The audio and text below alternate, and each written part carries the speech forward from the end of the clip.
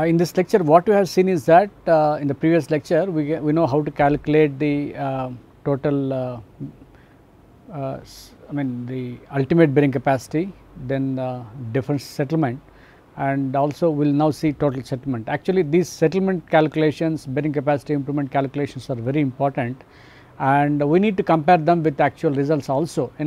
For example, the design issues in many of these mixes are very important, and for which we need to understand some mechanics part of it, like say for example the total settlements, how do you calculate in the case of lime treated soils. Actually these methods are applicable to all types of materials, soil materials which are treated with like say for example, instead of lime columns you may have stone columns or anything. There are people have developed at various times some design methods, and if you look at the literature there could be different design methods, but one should understand that all these methods are based on different theories and also a lot of practical experience, and the results from each method could be totally different.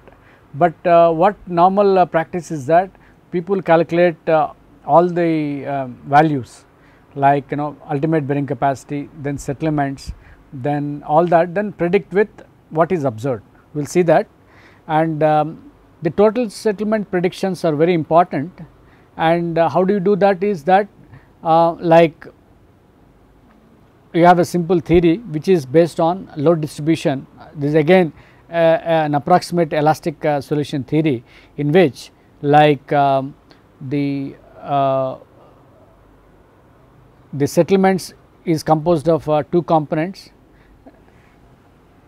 that we will see. Why this settlement calculations required are essentially is that, say for example, the water supply lines and sewer lines have a tendency, like they can't tolerate difference and settle total settlements. If the settlements are going to be higher in materials, then they crack and all that, break up.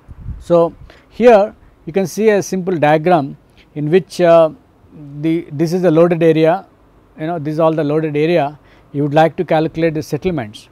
What you assume is that the settlement is assumed to be equal to the sum of the compression of the reinforced block. Actually this is the reinforced block, like see the thing is this is all a strong area compared to the rest of the area, and we assume that there is a settlement of delta H1 here, right, in the area, and then it gets, now there is nothing that exists here. Like most of the times there will be always a question that should I take it to the hard stratum, like should I say if the hard stratum is 20 meters, should I take the length of the pile to 20 meters. Actually in most of the stone columns we will have this or even piles we have this question, but it is not necessary. We have to calculate, actually we know the depth of pressure bulb concept, that beyond certain area loads may not come. So if the loads are not coming here, then there is no point. So at least you need to you do not need to extend the columns to the bottommost level, that is what the point is.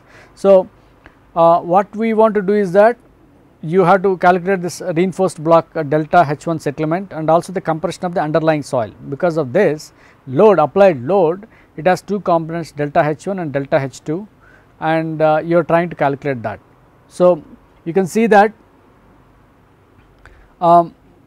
the load here is about the load that is applied, and then a load applied on each of these it's a B is the area and L is that whatever. Say for example, assume that it is a tank foundation or some rectangular foundation, you have to put that B into L properly, and it can be even a 1 meter length in the case of a pavement, the highway embankment. You can just take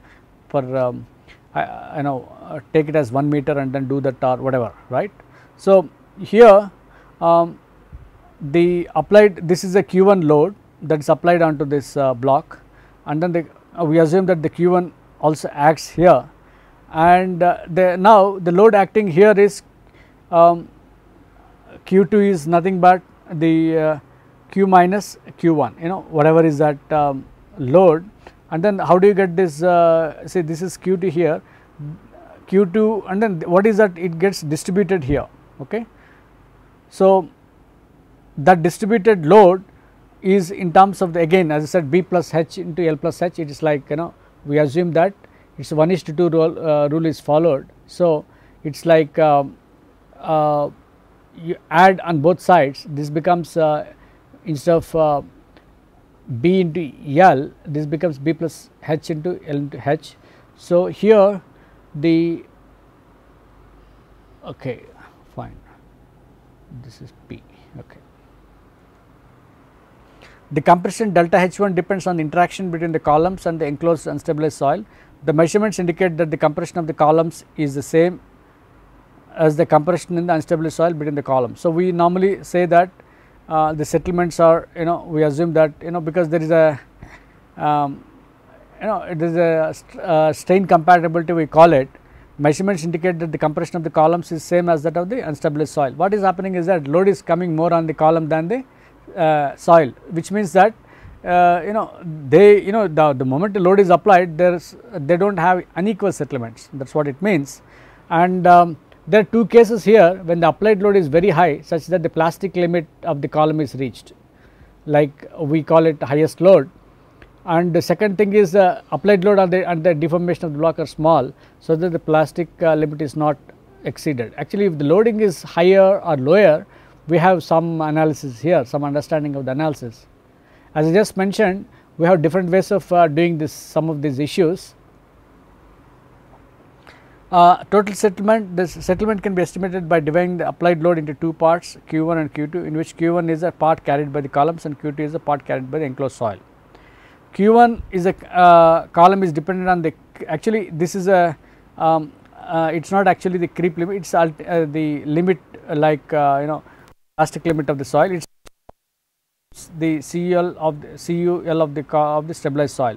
If you know the bearing capacity, the Cu of the stone column, the lime column, treated lime column, say for example, you get some 10 kP soil I mean say 20 kPa or something, you may get 100 kPa as that treated material here. 100 into 0.7, 70 kPa would be the load. Okay, that is a limit. The settlement density caused by the Q2 can be calculated from the consolidation tests and understood samples. Actually, as I just mentioned in the previous class, yeah, this is a soil is there, and then this is a the lime column material is there.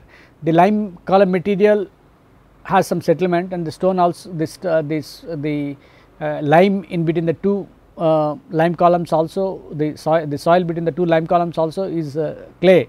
So, what it does is that settlement delta H2 caused by the load can be calculated from the consolidation settlements and under samples. This is another important point that one should see. And case 2 is the relative stiffness of the columns with respect to the enclosed unstabilized soil will govern the stress distribution. So, what we do is that in the second case, what I just mentioned previous, let me go back. First case, when the load is applied such that the plastic limit of the soil is reached. Second case is the loads are small. So, you are essentially calculating the loads when they are higher in this form, like Q1 and Q2 calculate in this particular expression, and delta 2 you calculate essentially that. What you are essentially seeing is that, yeah, you are essentially calculating the Q1 Q2 loads under these conditions when the load is very high and when when the load is somewhat lesser. So, in this case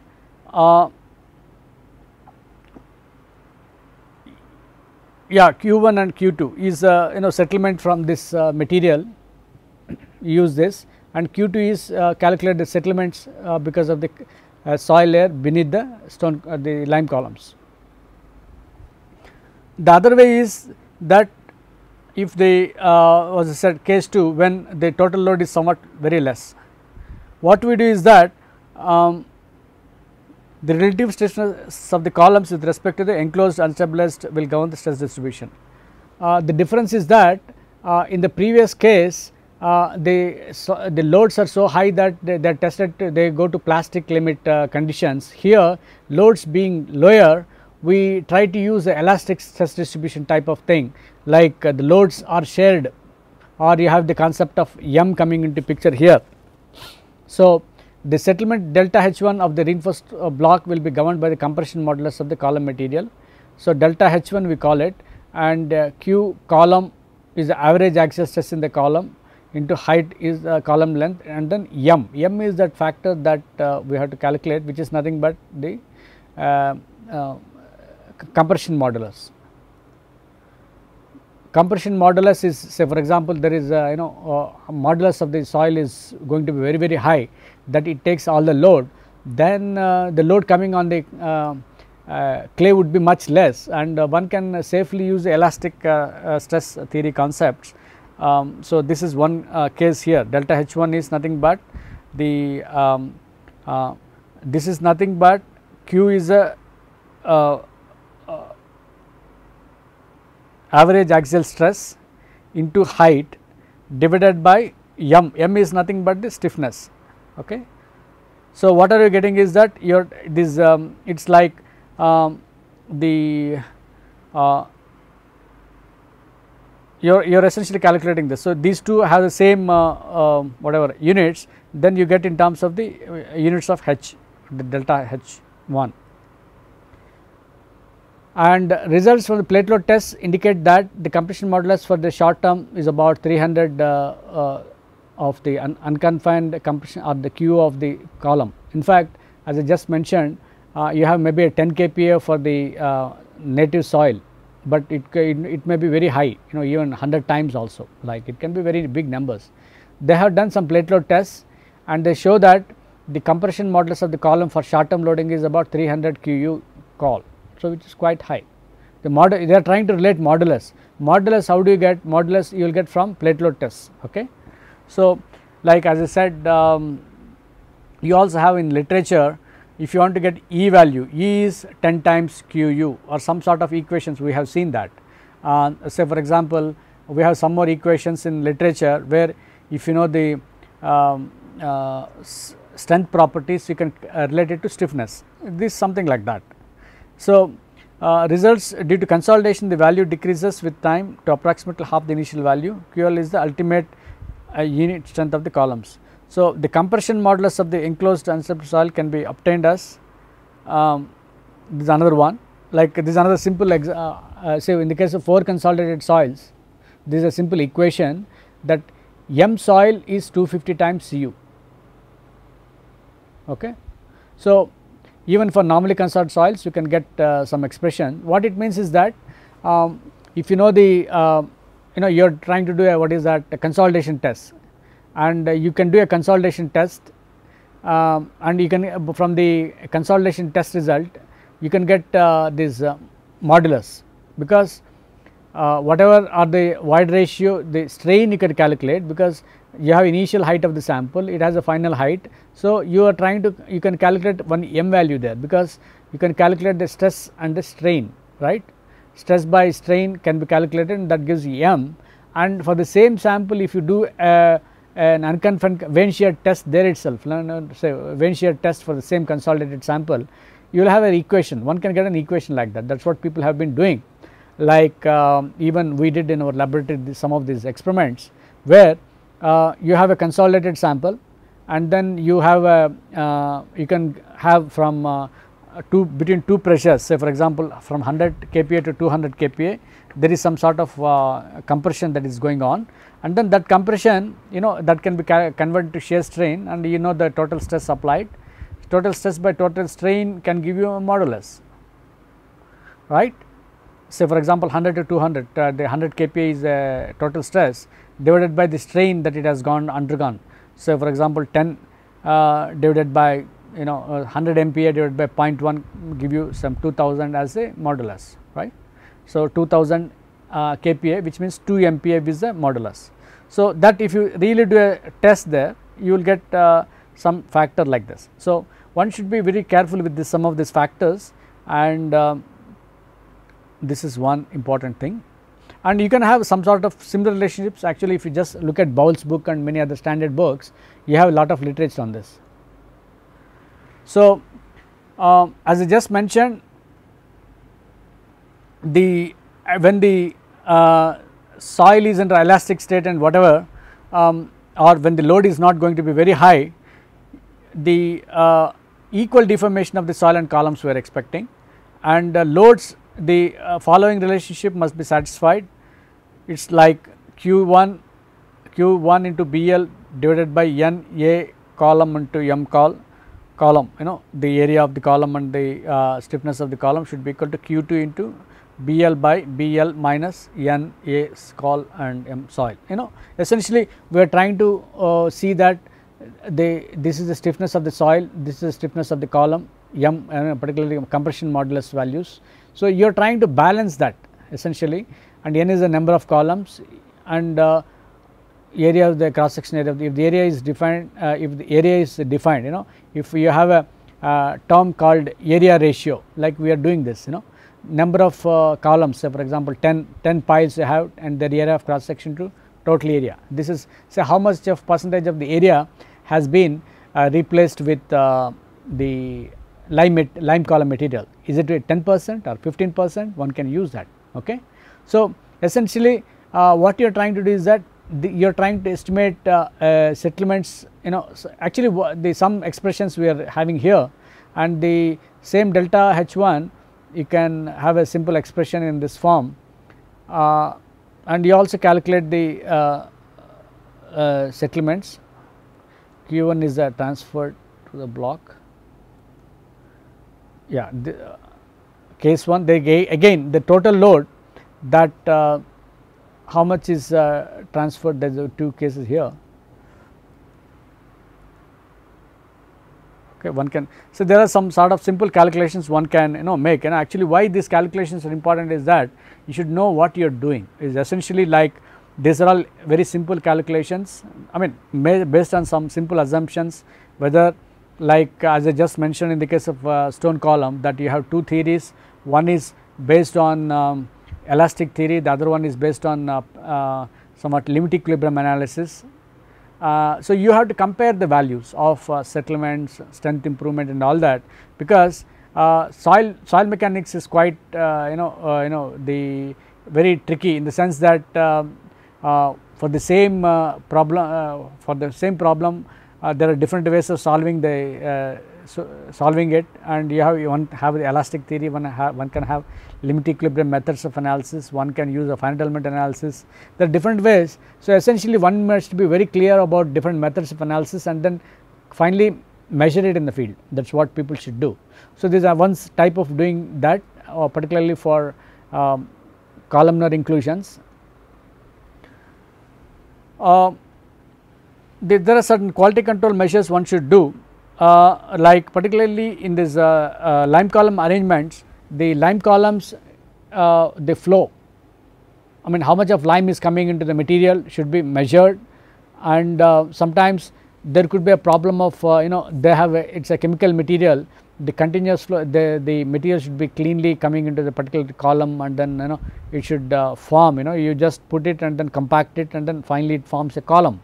So, the distribution of lime in the columns and the water content samples obtained with auger boring must be checked. In fact, you should be able to do some sort of checks in which how is the distribution of lime columns is migration of the lime is there, and is the lime distribution satisfactory, and all that one can see, and one can calculate the distribution of lime or the diffusion of lime based on the water content. Actually what happens, if the water content of the sample is very high in the beginning, and immediately after you start finding out the water contents after the lime column installation, if there is a good reduction in the water content, definitely it means that there is a diffusion of lime next to the lime column. So, even some more methods suggest that you have to check 1 to 3% of the columns with SPT or even plate load test and all that, and one should even vein testing should be done. Essentially what we are trying to do is that we are trying to have too many assumptions in geotechnical engineering. We would like to see if whatever we assume are trying to are satisfactory, and we have to make some corrections for that. Then check the strength and deformation properties of the stabilized soil in a few columns with few in situ tests. Say for example, once the lime treatment or the for example the lime columns are poured, you may have to do a plate load test, say for example you have seen the IS code on stone columns, they recommend plate load tests. Similar to that, you have to do plate load tests on a single column or a 3 column or some different columns arrangements. One should check whether the strength improvement is there, whether in terms of the load displacement curves of the plate load test you can get, deformation properties also one can get. So, this is a very important quality control check, and this forms a very important contribution here. I would like to highlight to you another important simple method on how do you find out some of these things. Actually, as I just mentioned, in ground improvement, we know how we know that you have to improve the ground, and then you have to have varieties of treatment. But finally, you should have a rough idea of how to calculate things, how bearing capacity is improved or strength is improved. So, what I would be discussing would be a method to evaluate again strength and stiffness gain or the increase. The method is simple here, like what I am trying to do is that this is the E log P curve of the in situ soil before treatment, okay, and E naught is the initial void ratio, like so this has some this thing PC already, and once what I do because of the lime addition, what is going to happen is that there is a reduction in water content. Because of the reduction in water content, what happens? The void ratio will decrease, because we have this formula, right? ES is the simple expression relating water content and void ratio. So, the void ratio comes down. So, as per the void ratio, you have an improved P, like earlier it was this much P, PC it was, and then it now you have added load. So, the load has increased from this to this. So, that is what it means. So, the delta P is what is called the equivalent effective pressure increase due to void ratio reduction is delta P is this P dash minus PC. So, this is one thing. So, we know the how this expression is simple, that you know that CC is nothing but the rate, the delta E divided by the delta of the d log P, dE by d log P is the CC.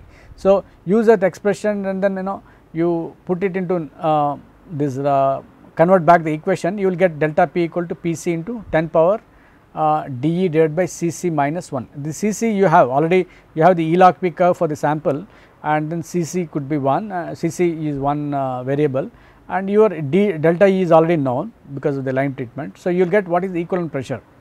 So, this is important calculation, because this helps us to calculate how much of if you know how much of pre-consolidation pressure is there, extra load is there, you know how to calculate extra, how much of extra strength gain is there. I will show you by an example here. There is a simple method that was given. See the method, the area was treated by lime columns, and we know what is the area ratio is nothing but if you take a square grid pattern like pi d square by 4 or pi d naught square by 4 is the area of a single column. S square is the area of the grid in a square pattern. So, this area ratio, like it could be 0.1, 0.2 and whatever is the number, it is one area ratio. And for example, I am taking an area ratio of the piles, delta is 1, say for example, I am taking a 0.4 meter as the diameter of the pile, and the spacing is 1 meter. So, I will get AP as 0.1256. So, what it means is that you have 1 meter spacing, and then stone column diameter is 0.4, the AP is 0.1256. Okay. Then there is an expression for reduction in water content. The thing is, we know that there is a change in water content because of the lime addition. So, if you know that water content change, then it is quite useful. So, there is an expression here. Actually, this is based on heat of hydration and other things, and in fact, it is given in literature.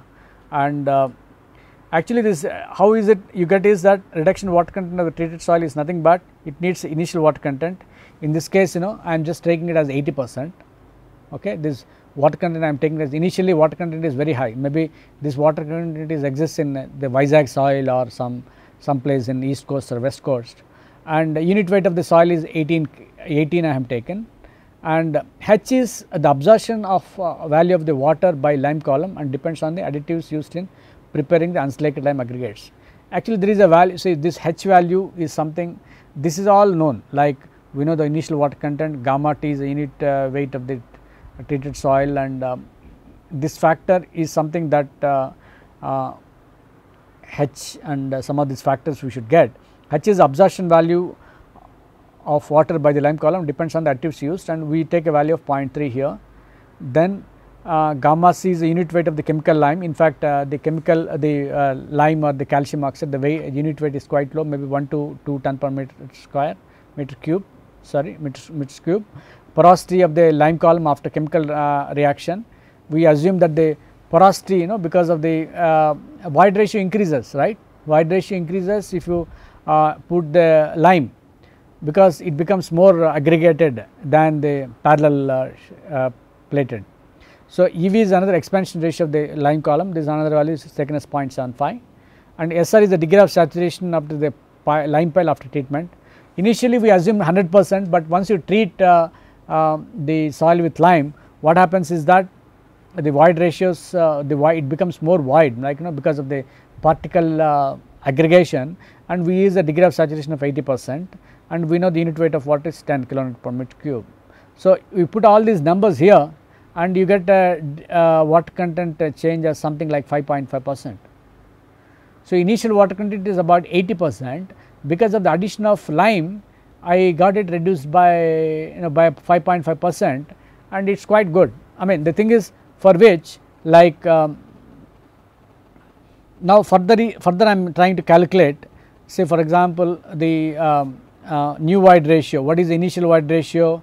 Initial void ratio is nothing but 2.16, because 2.7 into 0.8, okay, that is 2.16, and now new void ratio I can calculate, and this delta P, how much is that one can calculate, and PC, where it is changing, that it is 100, and one can use some term, yeah.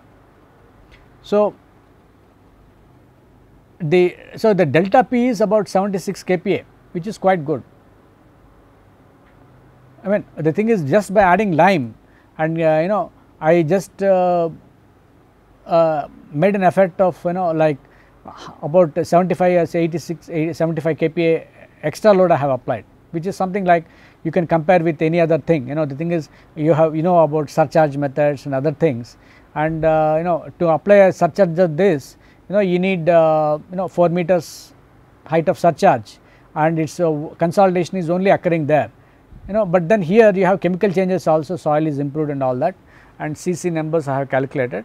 And another one that I would like to show you is that the strength of the increased strength of the soil, like initially there is some strength, and I was SU by P dash is another variable, like which is actually established for many clays, and if you see in Bowles book also it is given, like for various types of clays, like if you want to construct an embankment on a soft soil, what is the how much of load you should do.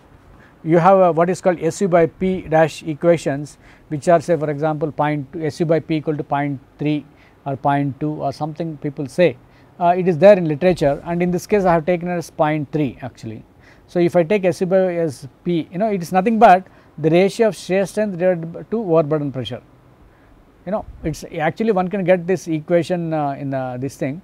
Shear strength will be, say for example, 30 kPa, and the overburden pressure is 100 kPa. If I go to a depth of 5 meters, and 5 meters into 20 is 100, and if I measure the strength there, it will be 30 kPa. What it means is that. So, that value if I put, and then the delta P is also known. So, one I will get this as shear strength increase. You can see that the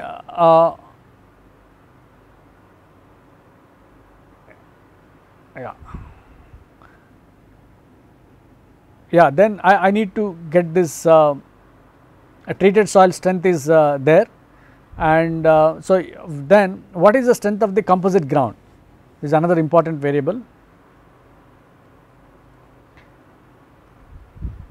There is I think you have to substitute some other number. So, you will get some whatever, you know, these are all simple steps, one can have to have the calculations here, and now the next objective is to get the improved strength of the ground. Again we are trying to use a very simple formula which is again based on the area ratio, and I just mentioned a few minutes back that the strength of the lime treated ground could be higher, 10 times higher. Like if it is 20 kPa for lime, it could be 200 times here. So, that same number, one can use here, like it is SP here, area ratio. So, there we have got some 0.1256 as the area ratio, which is nothing but the ratio of lime piles in the 1 meter square area. So, that is 0.1256 into 200 into 1 minus this thing. So, you will get some good increase. Okay. So, one can estimate even the settlement, pre-consolidated settlement, how much of settlement you have accelerated here, because you removed water, right. So, I mean, what is that preempted settlement is, if you take the HC as the thickness of the soft soil, it is about 470 mm here. One can have all these calculations done and it comes. Then there is another addition here. So, what it means is that you have to calculate the drained modulus of the treated soil also, like ES is the drain modulus of untreated soil. Actually, it is because untreated soil is quite poor, I say it is about 10 MPa, and all these area ratios are there. N equal to stress distribution ratio, it is a 10 is what some companies say, and then this leads to 21.3 MPa. 10 MPa has become 21.3 MPa. So what you are trying to do is that there is an increase in strength, so there is an increase in stiffness. So we have used the simple mechanics of soil mechanics and trying to use the elastic theory, as I just mentioned, like you are essentially trying to use the simple theory of getting this, if you know the in situ Elop curve of this and some assumptions, we make some assumptions, it is possible for us to calculate the strength gain as well as stiffness gain, which can be used in our calculations, right.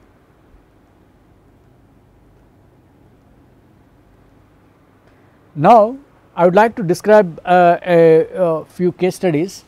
One is, it is actually a case study in Malaysia. It was constructed in about 2000, and in this case 400 mm diameter lime piles were installed at 1.7 meter center to center spacing to increase the strength and modulus. Okay. Like an example that I just discussed, one can use that method to check this.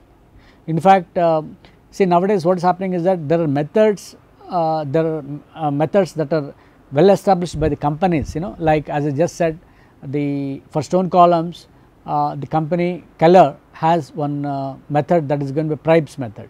Okay. And so they find that it is very appropriate for the way that they are doing the things. So similar to that, the previous method which I just discussed was given by some other company, and some other authors also followed it in this example. So for example, I will show you the purpose of the lime treatment was very clear here, to increase the passive resistance and reduce deformation. Say the lime piles, what they do is that we increase the passive resistance. Passive resistance is that like when there is a reinforced soil. So, for example, it increases passive resistance, like see, the thing is that it reduces the movements of, it restrains the movement in a passive way. So, it restrains the movement of the soil in a passive way. So, this is what is called, so for example, if you put lime columns, actually what the material they or even the stone columns. That is why we use the concept of cavity expansion theory, where we calculate, say for example, Kp is a term that is used instead of the Ka. Ka stands for the active earth pressure coefficient and Kp stands for the passive earth pressure coefficient.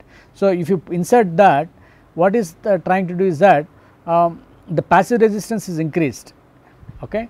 Like you have some material in the area, you made it very stiff, and then because of that there is a passive resistance increased, and because of that it reduces deformation for the shoring wall for the purpose of basement construction, to improve traffic ability for construction machinery at the base of the excavation. In fact, if the soil is so poor and you can't even walk, the thing is that you have to make it little more workable. So, people use the lime treatment, sprinkle lime, to increase the stiffness of the remaining soft layer for a pile raft foundation system that was proposed for a 23-story tower structure. You can imagine that the height of the structure is 23 floors, and you are looking at its improvement of the bearing capacity. So, up to 23 or 40 meters they have got the stratigraphic profiles. 0 to 8 meters is a soft soil, 8 to 13.5 form clay, and you have varieties of materials here, and the depth of investigation is quite good. Like they went to, say for example, 23 meters is supposed to be the previous case. Yeah, it is a 23 stories, and you can see that the depth of investigation was quite large, about 100 meters, which is quite good, because they have to be very sure about the safety and settlement aspects when you are trying to deal with a technique which you want to be, again you want to save on the construction of foundations. You cannot provide piles, right. So, what does this borehole information say? There are some number of boreholes. You can see the water content is 97 and 100%, it is very high, right. Average is now it is a very liquid actually, right. Liquid limit is about 56, natural water content is more than the liquid limit, you can see that. Plastic limit is there, okay, plastic index is okay, silt is there, clay content is there, which means that it is a very tricky material, when you have all the boreholes up to 7 meters they say, you can see that the original shear strength obtained from vane shear test was about 15 kPa for 5 meters. So, they have done vane shear testing also. So, they have done the vane shear testing for 15 kPa, and so it increases up to 5 meters is about 15 kPa, then it increases with to about 30 kPa at about 8 meters depth, okay. These are results for the vane shear untreated ground.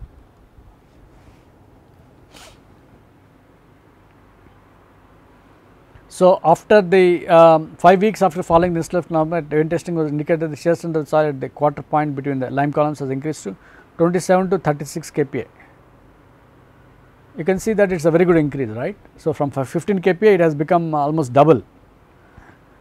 So, this is that area where it is quite comfortable. So, just like as I just said, you are only accounting for we assume that the treatment the effectiveness is because of the what you call the hydration, the removal of water.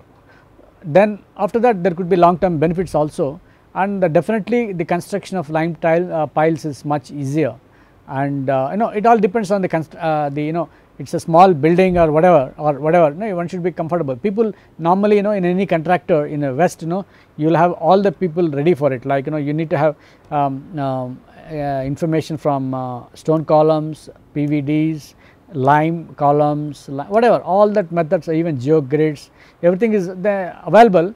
Then you have to make sure that yes, the technique works in a given situation, and then try to come out with which is cheaper also, because if it is very expensive, and you should also have a proper performance monitoring, like you must be able to do like this, a test like this. If the test does not allow you to do anything, then it is very difficult, because how are you sure about the quality of the work done is something very, very important. And if I cannot give you that the strength improvement will be like this in calculations, and also show you later with CPT or SPT or any other test that the strength improvement has not is achieved, then if the strength, say for example it is 15 kPa, now it is 36 kPa, which is quite good, right. So, another case study that I would like to mention, this is actually a power station in near Hubli. About 4 years back, what happened was that there were a lot of floods, and the substation has it is founded on, actually you have an expanse soil everywhere, that is an expanse soil exists there, and then since you want to construct simple structures, you need to have they put remove some soil of expanse layer and then put some sand cushion or a muram cushion they call it, like this is what they do. You can see that these all expansive soil here, black one, you can see that this is one sand cushion they put, like say for example people say about 50 centimeters or 2 feet or something. Then they start constructing things like this, you have a substation nicely lined up and all that. That is what happened was that 4 years back there were severe floods, and the whole area got inundated, and there was nobody to even, like the whole area, there was a power cut and all that, they shut down everything. But then they left it, and then they found that after all the drying, because of the inundation, what happened, the whole area got swollen, the expanse soil area that is there in this area, you can see that this is also black color, this removed soil, it is an expansive in nature, and you can see that it has resulted in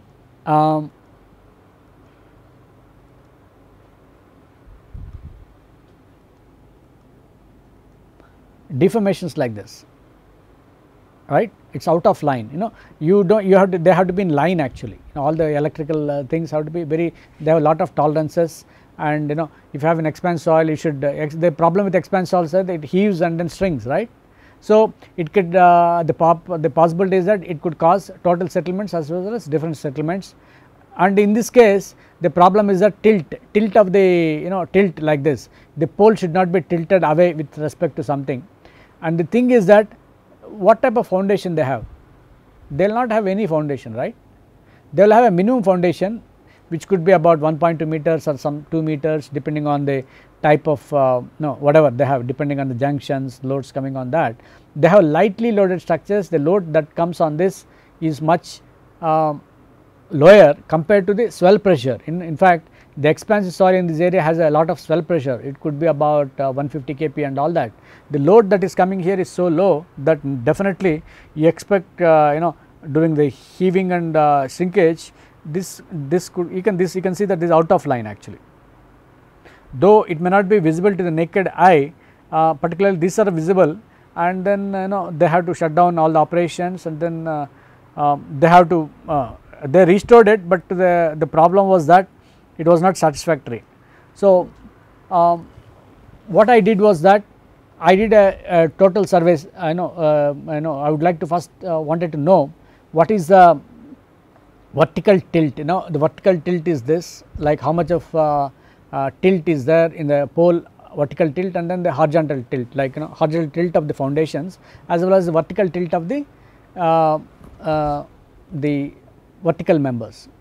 So, in cases, so when we did with the total station, I was able to see that the differential settlement is about 20 mm in some cases. Say for example, as I just mentioned, it is resting on about 1.2 meters foundation and it got tilted. It is about 20 mm, though number is small, but then this foundation size is also very small. The height of the pole is about 2 meters, like it is electrical poles of 2 to 3 meters average height, and there is a tilt is about 69 mm. You can see it is quite big. And the electrical, as per the electrical transformer, the substation rules, and they have some guidelines on erection of these facilities. The permissible value is about L by 300, which corresponds to 6.67 mm. So you can see that the permissible tilt is about 6 to 7 mm, whereas it has already tilted 16 mm, which is quite high. So the tilt is not acceptable. In addition, the permissible difference settlement of the isolated foundation is, we know that if you see in soil mechanics, 1 in 150 is a difference settlement allowed. But so this corresponds to about 6.67 mm for 1 meter footing and 10 mm for 1.5 meter footing respectively. So the observed value of 20 mm, what I observed was much excess again. So both total and difference settlements were not satisfactory, and what we did was that we had to rehabilitate that with some sort of measures using, like, see, thing is that now it is already a constructed structure. So you have to bring it back to the actual condition. So what we suggested was lime slurry injection. So the treatment of the exposed soil area using the lime and fly ash slurry, foundation rehabilitation and drainage measures suggested towards possible improvement of the ground conditions and foundation response. What we did was that since the thing is that first of all they did not understand that the exposed soil has it creates such a havoc. So but then when it has this type of distress, you need to solve this issue. So what we did was that the lime, about 6% lime, and also the fly ash, as I just said, the liquid limit of this exposed soil is about 85 to 90% liquid limit, and then the shrinkage limit is about 10%. We got it tested and all that, and after that using lime about say 6%, what is the liquid limit and what are all the limits and all that we know that the liquid limit will come down and all that, and everything will be all right. And then we also added fly ash. Why? Because the for a it also increases, it is like a mechanical modifier. Fly ash is somewhat coarser, and it has also stabilizing agent, as I just mentioned some time back, that use of fly ash is also very good. So lime plus fly ash in the form of a slurry.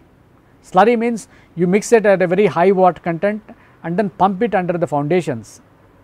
So if you pump under the already the existing foundation, actually first thing is that we have to rehabilitate the foundation. The thing is foundation rehabilitation is very important. If something is tilting like this, remove the soil from some amount of soil somewhere, see that it comes back to the original condition.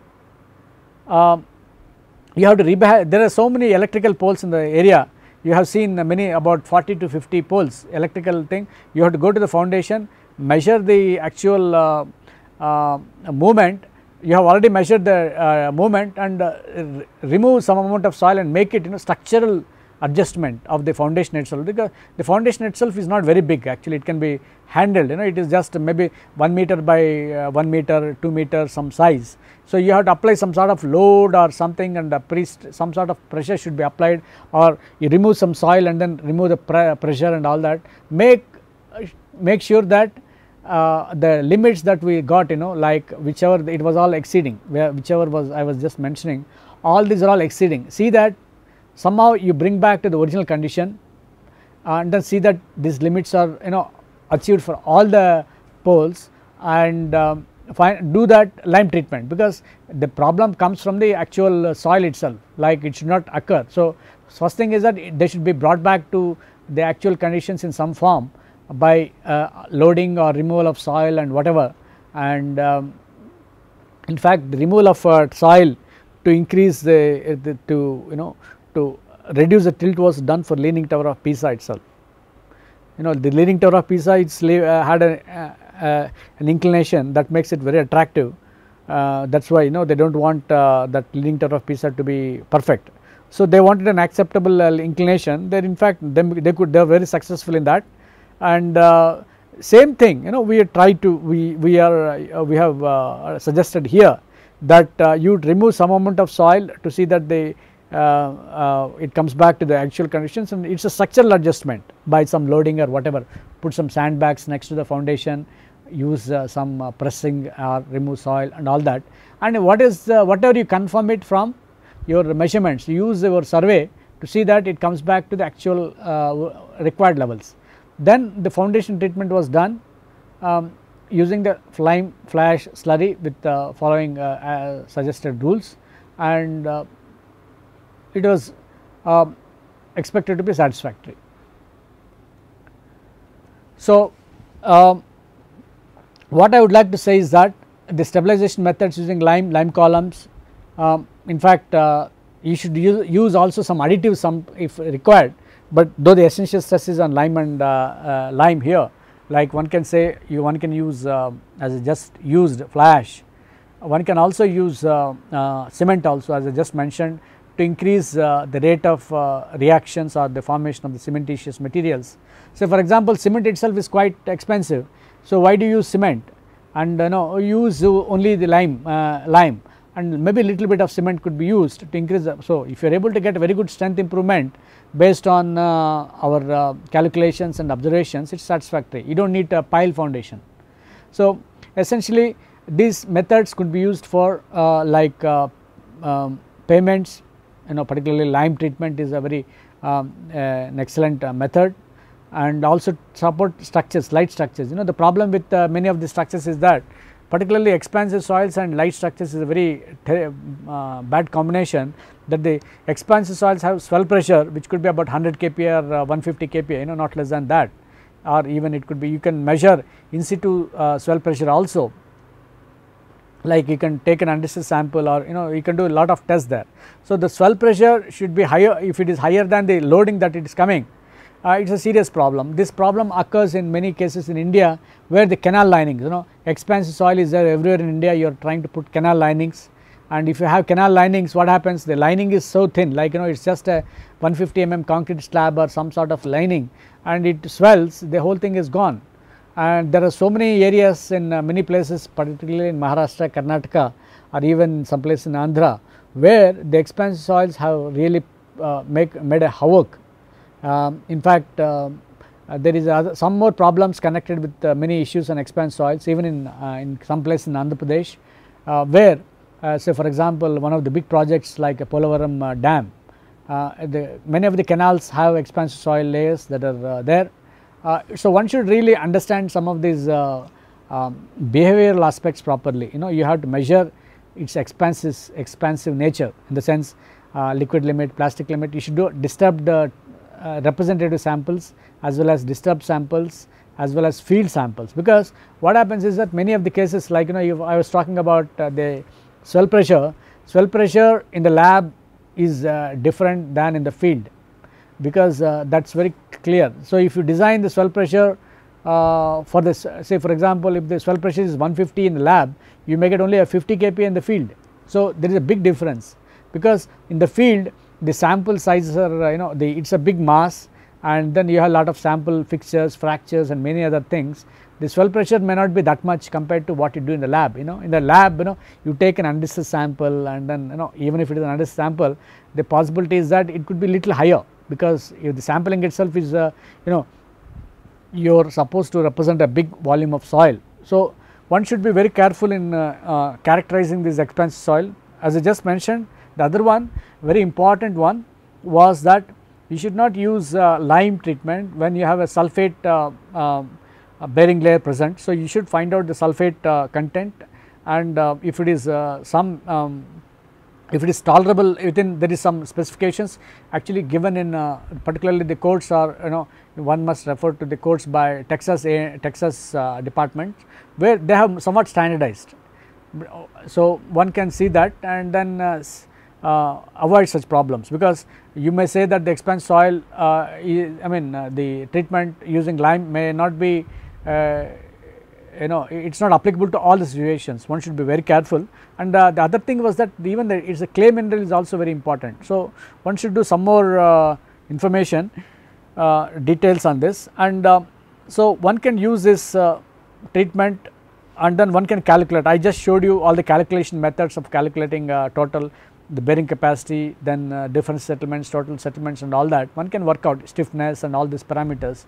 These are all the calculation methods, and finally you should measure in the field, and durability tests also, in fact in some cases where I just showed you payment for about 10 to 15 years was alright, it is very good, like payments do not last for even 6 months, but if a lime treated soil can serve for about 10 years, it is very good. So, what I want to say is that this lime is a very useful technique, lime addition particularly using lime is quite useful. So, I have a couple of references in this, that where we have some from the home page of a particular company I got some information, and also that it is a research report, and also on the from Texas A&M. So, I am sure that you will have a good understanding of some of these aspects of lime treatment in whether it is in expense soils and soft soils. Thank you.